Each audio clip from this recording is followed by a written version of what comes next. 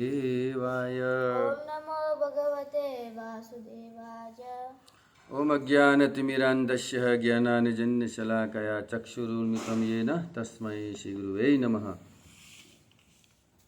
श्री चैतन्य मनोभीष्टं स्थापितं येन भूतले स्वयं रूपकदा मह्यं ददाति स्वपदान्तिकं। वन्देऽहं श्रीगुरुः श्रीयुतपदकमलं श्रीगुरून् वैष्णवांश्च श्रीरूपं साग्रजातं सहगण रघुनाथान्वितं तं सजीवं साद्वैतं सावधूतं परिजनसहितं कृष्णचैतन्यदेवं श्री राधाकृष्णपादानं सहगण ललिता श्री विशाखान्वितास्य। नमो विष्णुपादाय कृष्णप्रेष्ठाय भूतले श्रीमते भक्तिवेदांत स्वामिनिति नामिने। नमस्ते सारस्वती देवे गौरवाणी प्रचारिणे निर्विशेष शून्यवादी पाश्चात्य देशतारिणे। हे कृष्ण करुणा सिंधु दीनबंधु जगतपते गोपेश गोपिका कांत राधा कांत नमस्तुते। तप्त कांचन गौरांगी राधे वृंदावनेश्वरी वृषभानुसुते देवी प्रणमामि हरिप्रिये।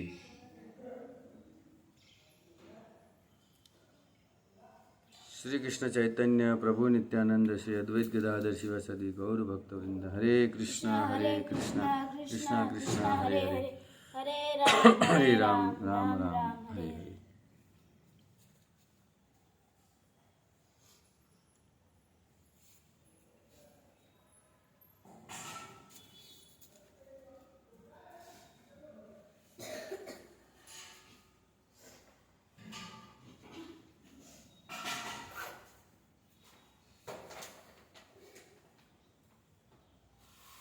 ज्योत्सना लिफ्ट થઈ जी કે જોડાઈ જા કેમેરામાં એથી બંધ કરી દે।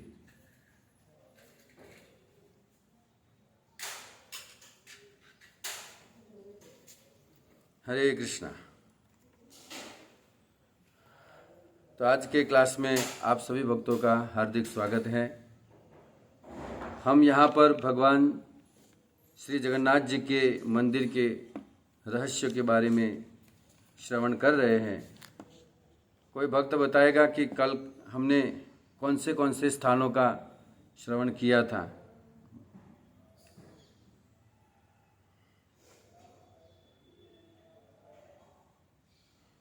अपना हैंड बताएंगे। अगर एक भी स्थान के बारे में आपने सुना हो तो, याद हो तो।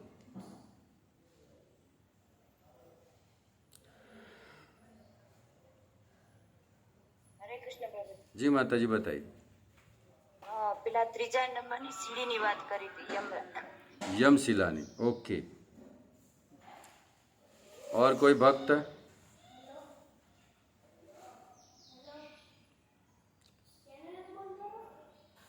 ठीक है।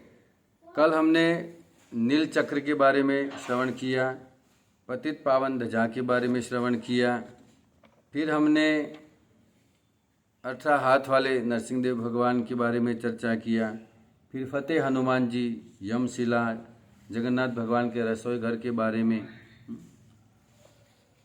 आज हम कानपटा हनुमान जी के बारे में श्रवण करेंगे। और भी कई स्थान हैं। आइए। और सभी भक्तों से ये निवेदन है कि आप सभी भक्त ध्यानपूर्वक श्रवण कीजिएगा, ये बहुत ज़रूरी है। अगर कुछ रह गया हो आपसे तो कल YouTube चैनल में वीडियो अपलोड हो गया है, तो आप उससे श्रवण कर सकते हैं।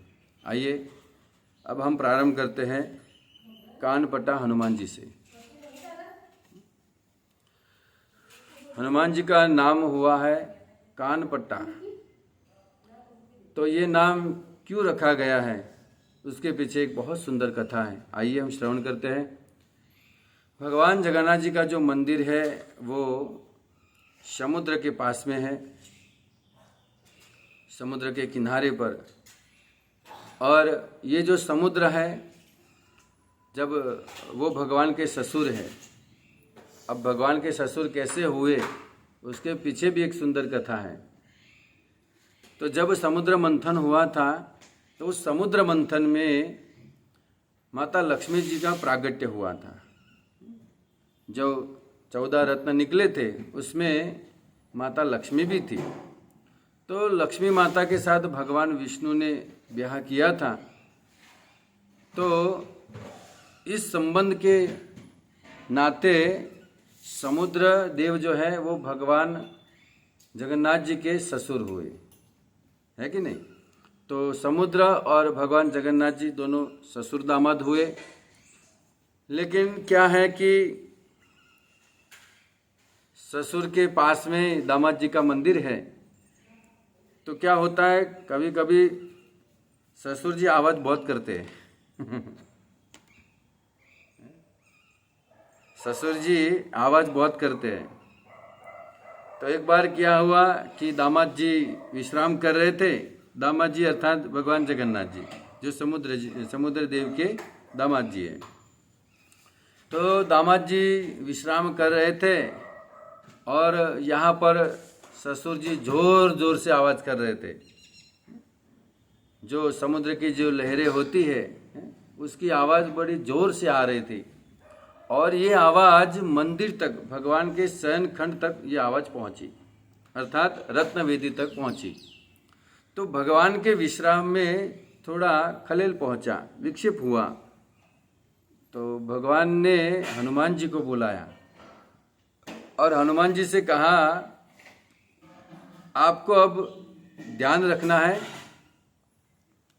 कि मेरी ससुर की आवाज़ मेरे तक न पहुंचे। और भगवान ने भी कहा, अपनी भाषा में कहिए अपनी देशी भाषा में कहिए तो बहु आम आनंदનો વિષય થઈ જાય। દેશી ભાષામાં જમાઈ સસરાને શું કે આમ હાવ ગાવઠી ભાષામાં કે મારા હારા હવે અવાજ ના આવવો જોઈએ તમે મારા વિશ્રામમાં વિક્ષેપ પહોંચાડો છો।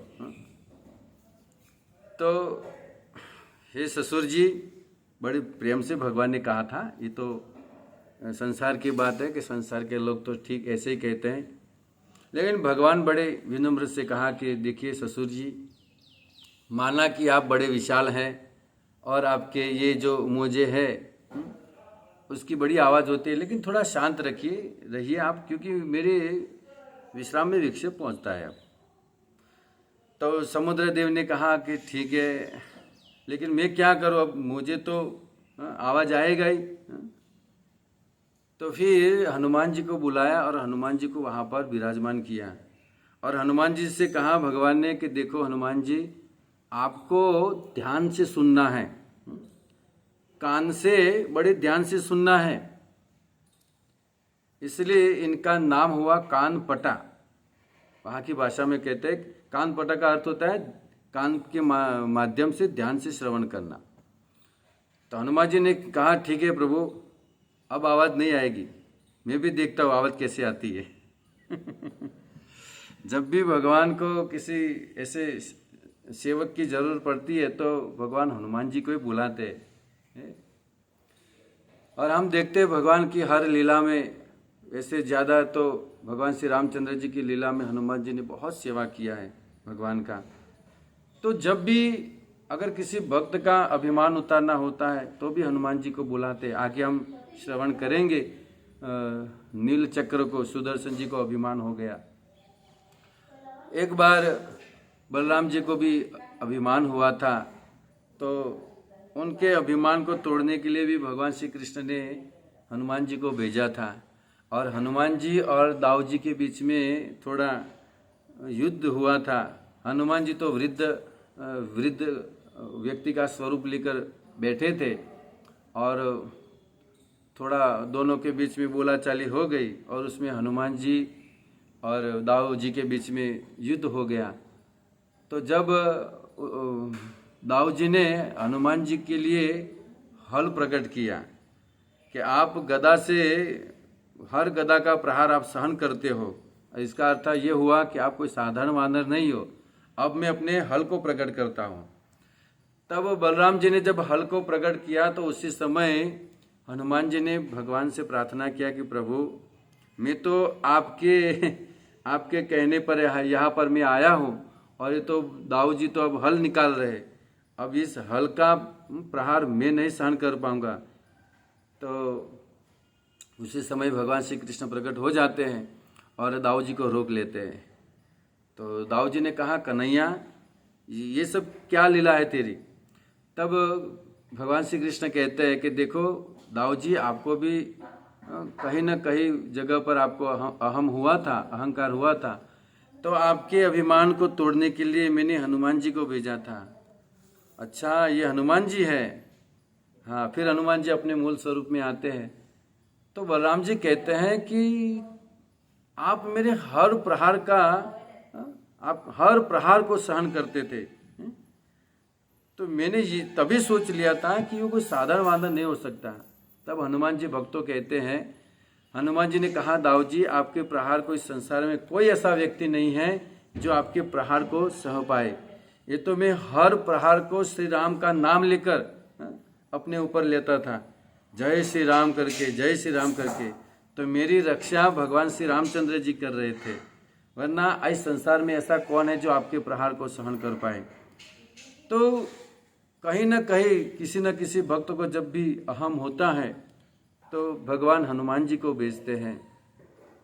अपने निजी पार्षदों को भी अभिमान हो जाता है तो हनुमान जी को भेजते हैं, क्योंकि हनुमान जी दास्य भक्ति के आचार्य है। नवधा भक्ति है, उसमें एक दास्य भक्ति है जिसके आचार्य हनुमान जी है।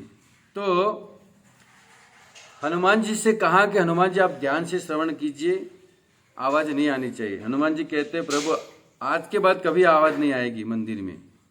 तो बंधु, आप जब भी मंदिर में जाओ तो मंदिर के बाहर आप खड़े रहोगे तो समुद्र की आवाज़ आती है, लेकिन जैसे आप मंदिर में प्रवेश करोगे तुरंत आवाज़ बंद हो जाती है।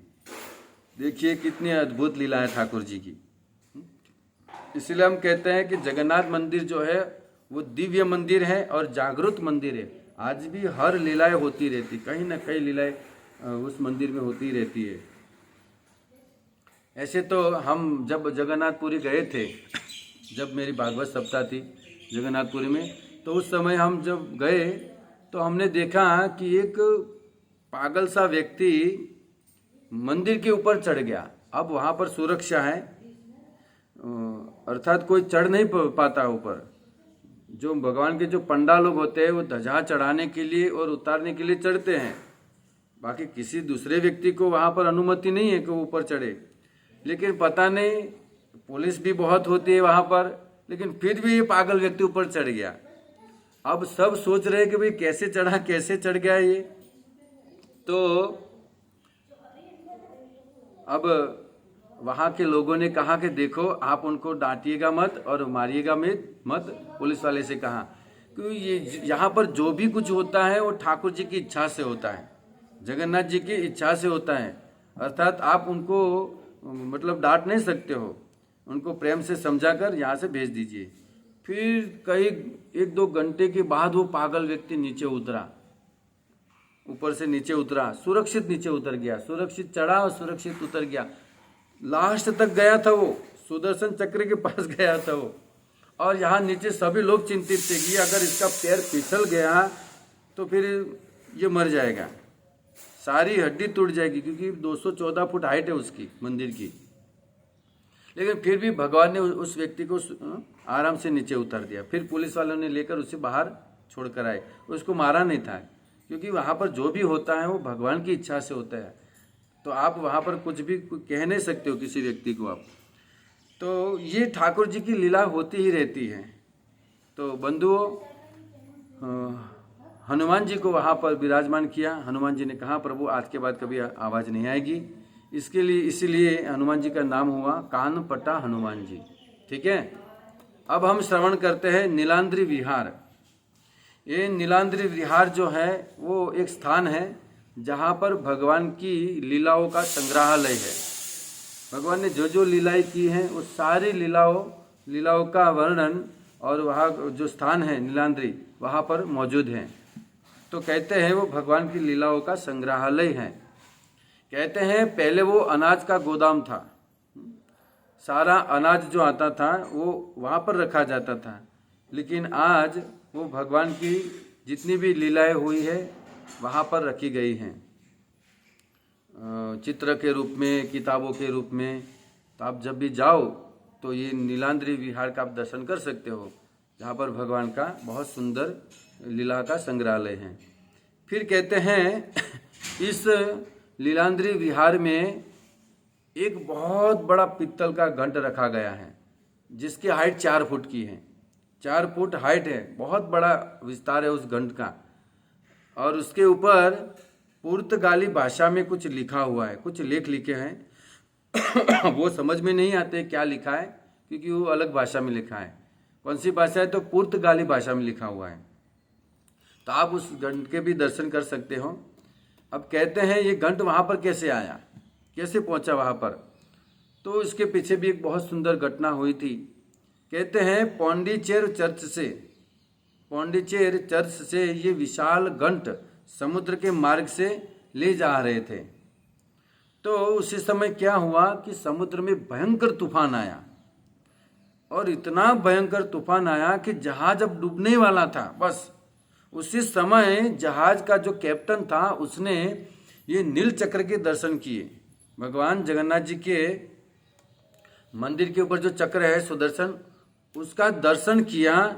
और उसी समय कैप्टन ने चक्र को देखकर भगवान जगन्नाथ जी से प्रार्थना किया कि प्रभु, अगर ये जो तूफान है वो थम जाएगा, रुक जाएगा, तो ये जो घंट मैं लेके जा रहा हूँ, अब इस घंट को मैं आपके मंदिर में समर्पित कर दूंगा मैं। तो बंधु, बड़ा चमत्कार हुआ। उसी समय सारा जो तूफान था समुद्र का वो शांत हो गया। देखिए भक्तों, कितनी बड़ा चमत्कार हुआ। उसी समय जैसे उसने प्रार्थना किया तो धीरे धीरे तुरंत ये तूफान शांत हो गया। और उस जो कैप्टन था उसने तुरंत वापस आया और उस घंट को किसी वस्तु के ऊपर रखकर, हाथियों की जो पहले तो गाड़ी थी, लकड़ी की गाड़ियाँ चलती थी, तो लकड़ी की गाड़ी पे रखकर हाथी के द्वारा खिंचवा कर मंदिर में आज रखा गया है। और जिस स्थान पे रखा है वो उसका नाम है नीलांद्री विहार। तो आप जब भी जाओ तो आप वहाँ पर दर्शन कर सकते हो। ठीक है। इसके बाद वहाँ एक और स्थान है जिसका नाम है कोयली वैकुंठ। कोयली वैकुंठ की बहुत सुंदर कथा है। यहाँ पर भगवान जगन्नाथ जी ने श्रीमती राधा रानी और लक्ष्मी जी को कोयल के रूप में दर्शन दिए थे। देखिए, अब जगन्नाथ जी तो मौजूद ही हैं, लेकिन फिर भी देखो कैसे लीला करते रहते हैं। अपने जगन्नाथ स्वरूप में तो भगवान वहाँ पर हाजिर है ही, लेकिन फिर भी वहाँ पर श्रीमती राधा रानी अथवा लक्ष्मी देवी को, इन दोनों को कोयल के स्वरूप में भगवान ने दर्शन दिए थे। कहते हैं जब नव कलेवरम होता है, नव कलेवरम का अर्थ होता है भगवान जगन्नाथ जी के जो पुराने विग्रह हैं, अभी जो विग्रह हैं, और 12 साल के बाद नए विग्रह बनाए जाते हैं और पुराने विग्रह में से ब्रह्म को निकालकर नए विग्रह में स्थापित किया जाता है। तो जो नए विग्रह है वो फिर वेदी पर विराजमान होते हैं, और जो पुराने विग्रह है उन पुराने विग्रह को इस कोयली स्थान में उनको समाधिष्ट किया जाता है, उनको समाधि दी जाती है। इधर उधर फेंकते नहीं हैं, उनको समाधि देते हैं। तो जब ये पुराने विग्रह को जब समाधिष्ट किया जाता है, उसी समय माता लक्ष्मी देवी कोयल के आवाज में क्रंदन करती हैं, रुदन करती हैं, क्योंकि भगवान के जो पुराने जो विग्रह है उनको समाधिष्ट किया जाता है।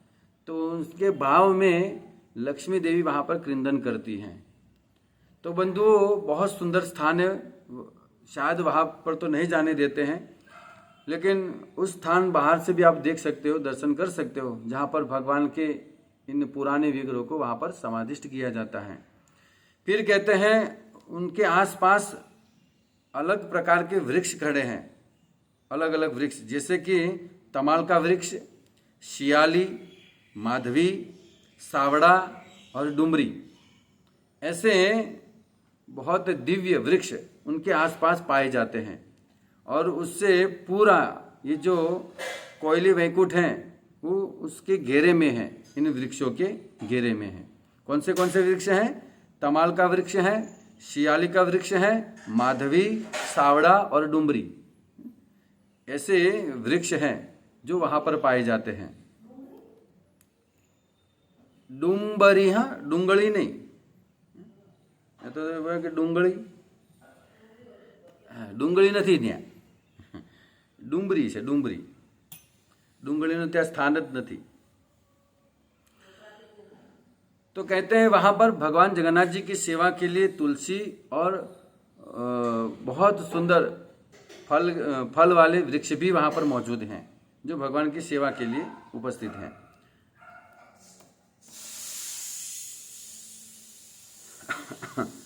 फिर आगे दूसरा स्थान है तपस्वी हनुमान जी का. तपस्वी हनुमान जी, बहुत सुंदर कथा है इनकी. ये जो तपस्वी हनुमान जी हैं वो भगवान जगन्नाथ जी के उत्तरी द्वार पर ये सुरक्षा कर रहे हैं. हनुमान जी देखिए, भगवान जगन्नाथ जी के आसपास जितने भी मंदिर हैं वो भगवान जगन्नाथ जी के मंदिर की रक्षा कर रहे हैं. देखिए कितनी अद्भुत लीला है.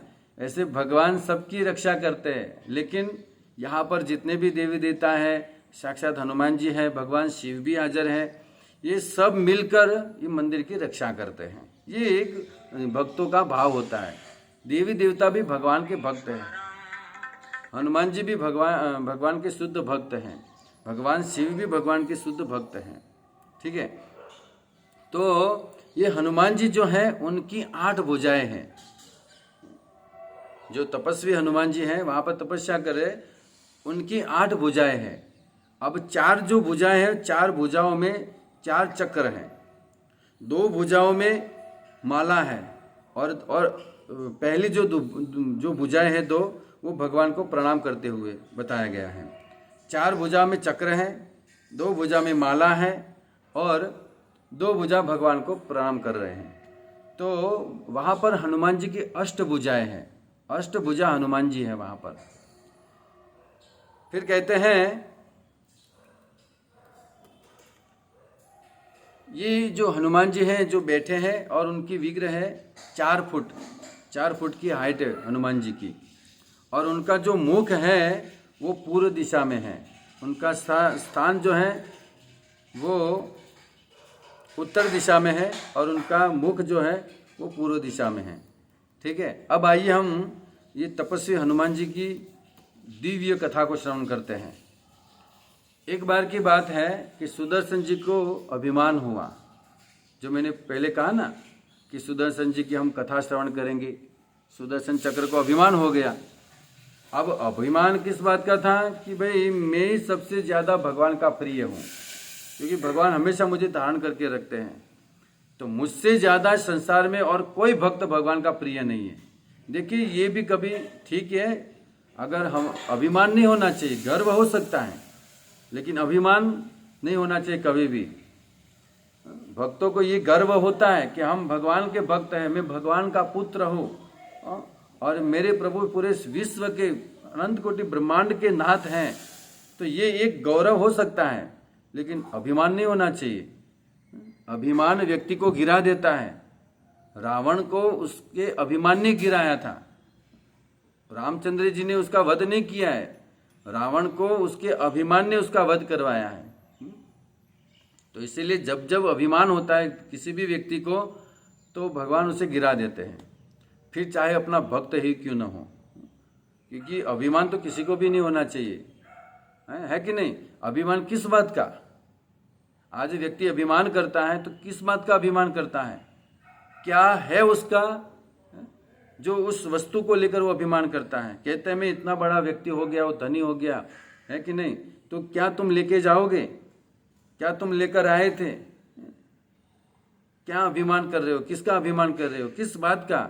अगर आप करोड़पति हो, खरबपति हो, आपके घर में अढळक सोना हो, तो आप क्या सोने की रोटी बनाकर खाते हो, सोने के आटे की. नहीं तो गेहूं के आटे की रोटी खाते हैं. तो सभी लोग यही गेहूं की आटे की रोटी खाते हैं. तो आप किस बात का अभिमान करते हो.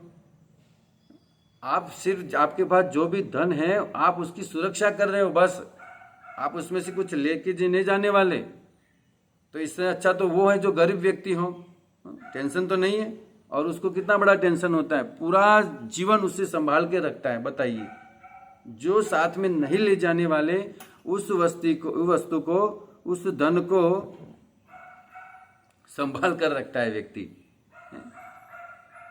तो इससे अच्छा है तो यह है कि भाई धन नहीं है, कम से कम टेंशन फ्री तो है और अच्छे से भगवान का भजन तो होता है। तो हमारा इस संसार में कुछ भी नहीं है, एक वस्तु भी नहीं है, ये शरीर भी हमारा नहीं है, वो भी प्रकृति के द्वारा मिला, हम गीता में श्रवण करते हैं। तो फिर किस बात का अभिमान है हमें, है कि नहीं? तो अभिमान व्यक्ति को गिरा देता है, फिर चाहे किसी भी वस्तु का क्यों ना हो, सुंदरता का हो, पद का हो, धन का हो, व्यक्ति को गिरा ही देता है। तो अब सुदर्शन जी को अभिमान हो गया। देखिए, भगवान के पास रहते हैं, भगवान के साथ में रहते हैं, लेकिन फिर भी उनको अभिमान हुआ। किस बात का अभिमान हुआ? कि मैं ही सबसे ज्यादा भगवान का प्रिय हूं और भगवान मुझ पर निर्भर है। देखिए, बताइए, भगवान मुझ पर निर्भर है और मैं भगवान की रक्षा करता हूं। स्वाभाविक है कि जब भी भगवान को किसी असुर का वध करना होता है तो भगवान सुदर्शन जी को प्रकट करते हैं। अब ये सेवा उनको दी गई है, वो सेवक हैं, भगवान के आदेश का पालन करना है। तो ये क्या समझ लिए कि मैं भगवान की एक तौर से रक्षा करता हूं। अगर मैं नहीं होता तो क्या होता? शिशुपाल का वध कैसे होता और सारे असुरों का वध कैसे होता अगर मैं नहीं होता तो? देखिए, ये दुविधा है। तो अभिमान हो गया कि मैं भगवान की रक्षा करता हूं और भगवान मुझ पर निर्भर है। देखिए, ये बहुत दुख भरी बात है कि भगवान हम पर निर्भर है, भगवान मेरी सहायता लेते हैं। देखिए, हाँ, एक भाव हो सकता है हमारा, जैसे कि हम गोपाल जी की सेवा करते हैं। एक बार क्या हुआ, सूरदास जी थे और तुलसीदास जी थे, तो दोनों जन भजन कर रहे थे अपनी अपनी कुटिया में। तो एक बार एक हाथी पागल हो गया। अब जब हाथी पागल हो गया तो पूरे नगर में भगदड़ मच गई। सब यहाँ से वहाँ, वहाँ से वहाँ से भाग रहे थे। उसी समय तुलसीदास जी भागते भागते जा रहे थे। तो सूरदास जी ने कहा कि देखो, मुझे मेरे गोपाल की रक्षा करनी पड़ेगी। तो सूरदास जी ने अपने गोपाल जी को उठाया और उठाकर भागने लगे। तो तुलसीदास जी ने कहा कि अरे सूरदास जी, आप ये क्या कर रहे हो? ये तो भगवान है, ये तो अपनी रक्षा कर सकते हैं खुद। तब सूरदास जी ने कहा, हाँ, इसमें कोई दोहराई नहीं है कि भगवान अपनी रक्षा करते हैं खुद, अरे पूरे विश्व की रक्षा करते हैं, लेकिन मेरा गोपाल छोटा है। देखिए, ये भाव हो सकता है हमारा कि मेरा गोपाल छोटा है तो अब मेरे गोपाल की तो रक्षा मुझे करनी पड़ेगी, और आपके तो रामचंद्र जी बड़े हैं, है कि नहीं? और फिर भी, और ऊपर से उनके हाथ में तो धनुष्य बाण भी है, तो वो अपनी रक्षा कर सकते हैं, लेकिन मेरा गोपाल तो छोटा है, तो मुझे मेरे गोपाल की रक्षा करनी पड़ेगी। तो ये एक भक्त का भाव हो सकता है, लेकिन अभिमान नहीं होना चाहिए कि गोपाल जी मुझ पर निर्भर हैं, गोपाल जी को मैं नहीं खिलाऊंगा तो गोपाल जी भूखे मर जाएंगे। क्या यशोदा मैया कृष्ण को नहीं खिलाती तो क्या कृष्ण भूखे मर जाते? नहीं, ये यशोदा मैया का एक भाव होता है कि अगर मैं अपने लल्ला को नहीं खिलाऊंगी तो मेरा लल्ला भूखा रहेगा। तो ये यशोदा मैया का एक भाव है, लेकिन इसका अर्थ ये नहीं कि वो नहीं खिलाएंगे तो भगवान भूखे रहते हैं, नहीं। तो ये भाव हमें रखना चाहिए, अभिमान नहीं रखना चाहिए। तो सुदर्शन जी को अभिमान हो गया कि भगवान मुझ पर निर्भर है, मेरी सहायता लेते हैं। अब भगवान ने हनुमान जी को बुलाया और हनुमान जी से कहा, आपको मेरा एक कार्य करना है। हनुमान जी तैयार हो गए। भगवान ने मनोमन हनुमान जी से बात कर ली और यहां से भगवान ने सुदर्शन जी को भेजा, आप जाओ हनुमान जी को बुला कर आओ। सुदर्शन जी इतनी तीव्र गति से गए और हनुमान जी से कहा, हनुमान जी आपको प्रभु बुला रहे हैं। बस इतना कहकर वापस इतनी तीव्र गति से वापस लौटे कि फिर भी अपने स्थान था वहां पर खड़े हो गए। कहां पर? भगवान के पास नहीं, हनुमान जी को रोकने के लिए भगवान के द्वार पर आकर खड़े हो गए सुदर्शन जी। इतनी तीव्र गति से गए और उतनी ही तीव्र गति से वापस आए और द्वार पर आकर खड़े हो गए। अब हनुमान जी आए, हनुमान जी को तो जब भगवान ने बुलाया तो भगवान का नाम लेते लेते वो तो आ ही रहे थे, और जैसे द्वार पर आए तो सुदर्शन जी खड़े हैं, उनको रोक रहे हैं, उनको अंदर नहीं जाने दे रहे। तब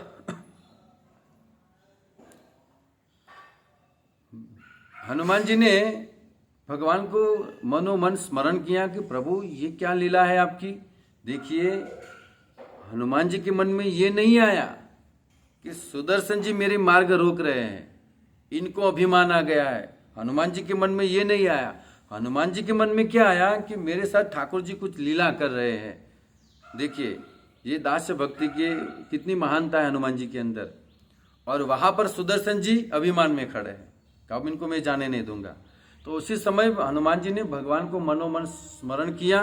उसी समय हनुमान जी की अष्टभुजा प्रकट हो गई और सुदर्शन जी हनुमान जी को नहीं रोक पाए। एक कथा और भी है कि हनुमान जी को जब सुदर्शन जी रोकने के लिए गए तो सुदर्शन जी को हनुमान जी ने ऐसे पकड़ा, ऐसे पकड़कर मुंह में डाल दिया, दबा दिया हनुमान जी ने। हनुमान जी तो हनुमान जी ठहरे भाई, भगवान शिव के अवतार है, कितना बल है, अतुलित बल धामा। तो उन्होंने सुदर्शन जी को ऐसे पकड़ा और अपने मुख में दबा दिया। हिल भी नहीं पाए थे सुदर्शन जी। तो ये भी कथा है। तो हनुमान जी को रोक नहीं पाए सुदर्शन जी और हनुमान जी अंदर चले गए। अब भगवान को सुदर्शन जी को दंडित करना था, उनको दंड देना था। भगवान ने सुदर्शन जी को बोला, इधर आओ, तुमने मेरे भक्त को क्यों रोका। मैं तुम्हें श्राप दे रहा हूं कि तुम कलयुग में चक्र के रूप में नहीं रहोगे, एक स्तंभ के रूप में खड़े हो जाओगे। आपका रूप कैसा होगा, स्तंभ के रूप में होगा। जाओ, मैं आपको श्राप देता हूं। अब आया हूं तो पहाड़ के नीचे, अब स्तंभ के रूप में हो गए, अब कैसे रक्षा करेंगे भगवान की। तो भगवान ये जताना चाहते थे कि सुदर्शन जी, आपके अंदर जो ये अभिमान है कि भगवान मुझ पर निर्भर है, मेरी सहायता लेते, अब आप स्तंभ के रूप में खड़े हो, आप कैसे आप मेरी सहायता कर पाओगे। तो बंधुओं, भक्त इतना बुद्धिशाली भी होता है। सुदर्शन जी बुद्धिशाली थे, उन्होंने मनोमन सोच लिया कि भगवान ने ये जो लीला की मेरे अभिमान को तोड़ने के लिए की है। उसी समय सुदर्शन जी भगवान के चरणों में गिर पड़े और भगवान से प्रार्थना किया, प्रभु मेरी रक्षा कीजिए और मुझे क्षमा कीजिए, मुझे माफ कर दीजिए।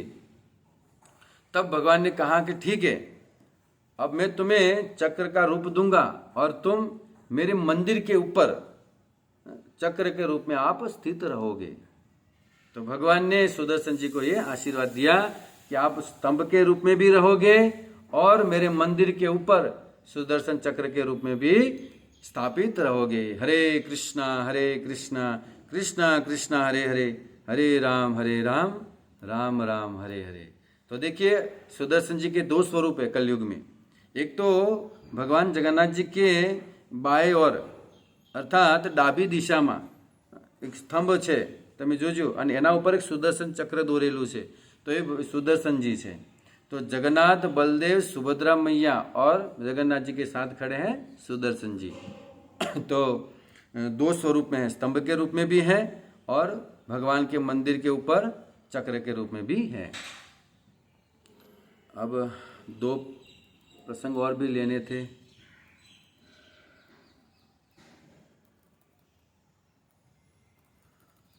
पाँच मिनट प्रभु भक्तों में लूंगा। अब आपकी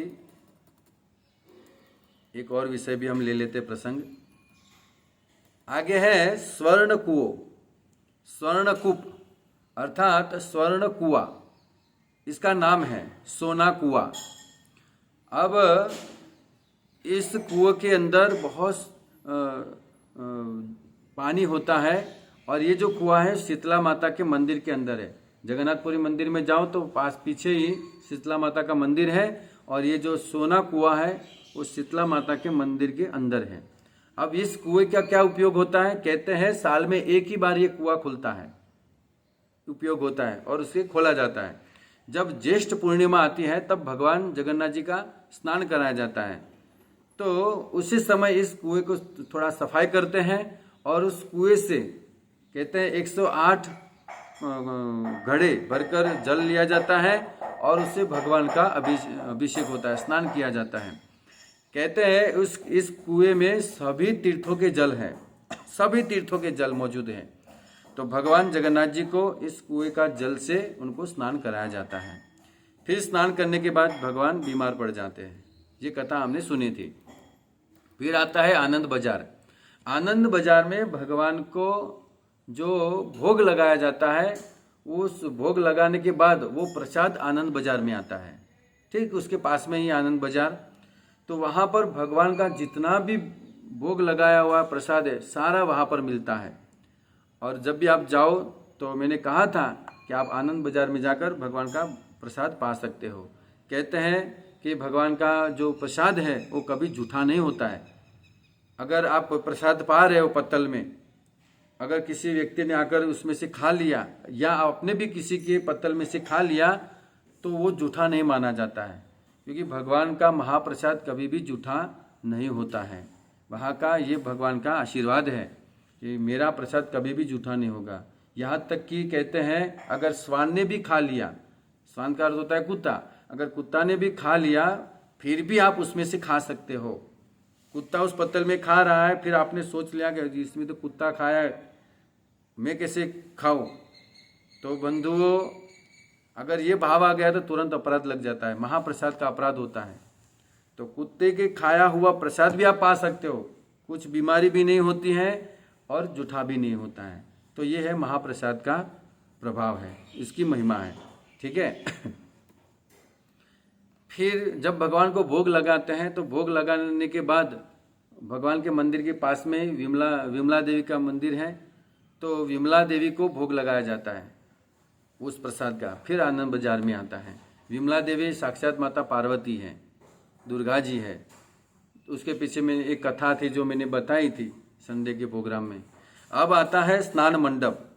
2 मिनट लूँगा, फिर हम कल एकादशी के बारे में जानेंगे और भगवान के नव कलेवरम के बारे में जानेंगे, और भगवान की जो विग्रह है वो कैसे लकड़ी से बनते हैं, वो लकड़ी कौन सी कलर की होती है, क्या क्या निशानी होती है, क्या स्वप्न दिया जाता है और कैसे इस लकड़ी की खोज होती है, वो पूरी कथा हम शायद कल तो हम नहीं सुन पाएंगे, क्योंकि कल